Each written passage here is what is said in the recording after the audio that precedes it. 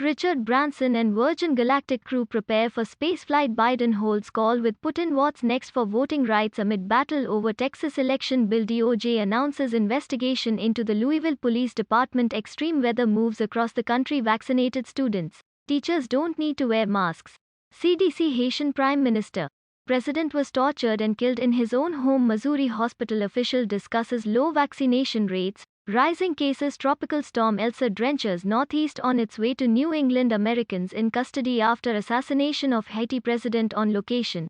July 9, 2021. What to know about the Delta COVID-19 variant? CDC says vaccinated students can go without masks. Billionaires race into space. Biden signs executive order promoting competition in U.S. economy. Death toll rises to 78 after 14 more bodies recovered in Surfside building collapse. The man, identified as 63-year-old Christian Emmanuel Sanong, was accompanied by several of the suspected assailants when he allegedly flew to the Caribbean island nation on a private jet in early June, according to Leon Charles, head of the Haitian National Police. Sanong had allegedly hired the Colombian nationals through a Florida-based Venezuelan security firm to protect him and his business. But they later received a new mission: arrest the president of Haiti. According to Charles, the operation started from there, the police chief said during a press conference Sunday, adding that several more men joined the group before they stormed Moise's home in Haiti's capital, Port-au-Prince, at around 1 a.m. local time on July 7. The 53-year-old head of state was shot and killed while his wife, Martine Moise, was wounded. She has since been transferred to a Florida hospital for treatment and underwent surgery on Saturday, according to Haitian interim Prime Minister Claude Joseph. It's unclear how the alleged assassins were able to gain access to the private presidential residence. Haitian ambassador to the U.S. Bochy Edmond told ABC News on Friday that the group proclaimed to be agents from the U.S. Drug Enforcement Administration, something which the Haitian and U.S. governments have both denied. However, Edmond said it's obvious that the group had some internal help, too. He described them as international mercenaries. Charles said 26 Colombian nationals are suspected of having a hand in killing Moise. So far, 18 of them have been arrested along with 2 U.S. citizens and 3 Haitian nationals, including Sanong.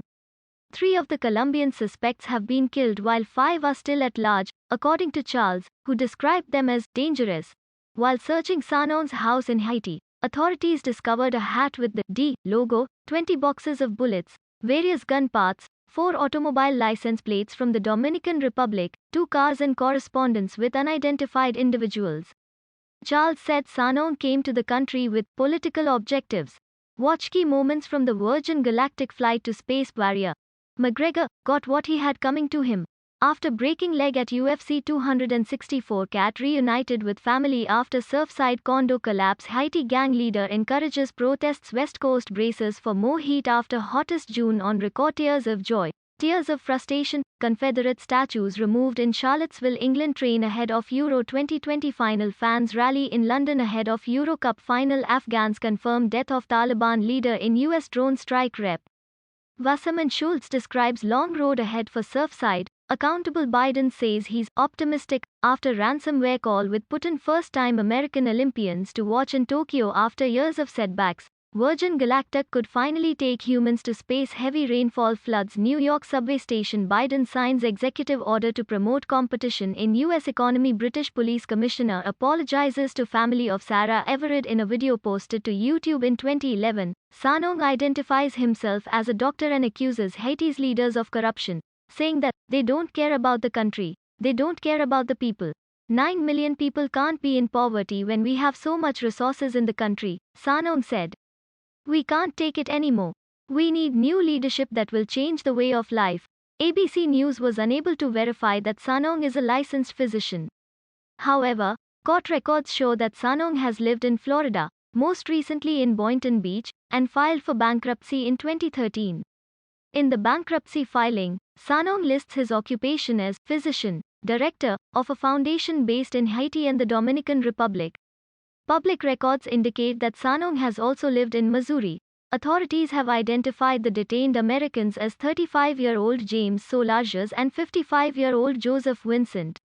Haitian Judge Clement Noel, who is close to the case, told ABC News on Friday that he has interviewed both men.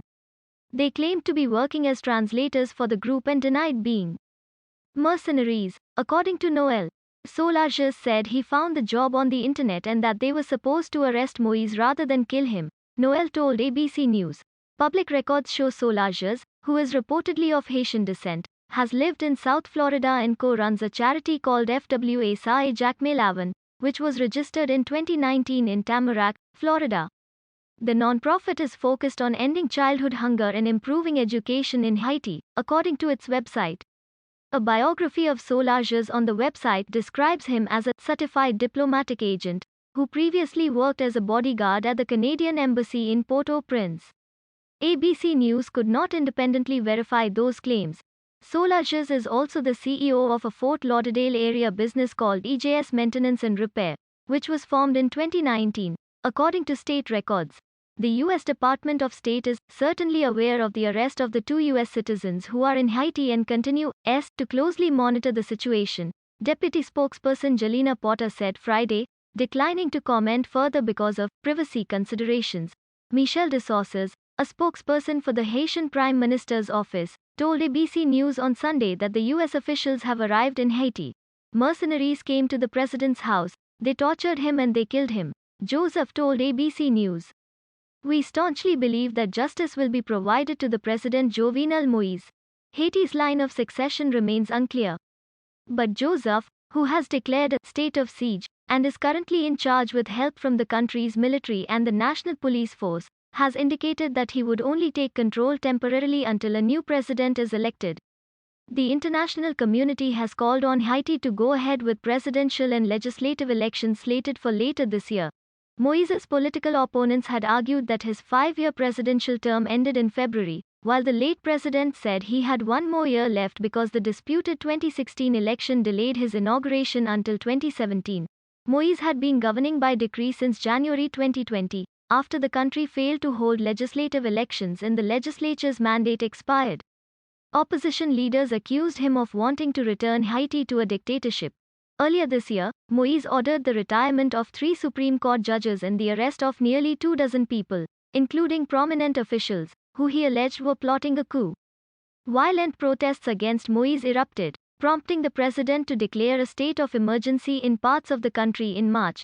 The growing constitutional crisis, along with economic woes, escalating gang violence, and a deadly COVID-19 outbreak, have undermined efforts to rebuild Haiti from a devastating earthquake in 2010 and Hurricane Matthew in 2016. Moise had told a Spanish-language newspaper in January that he feared people wanted to kill him.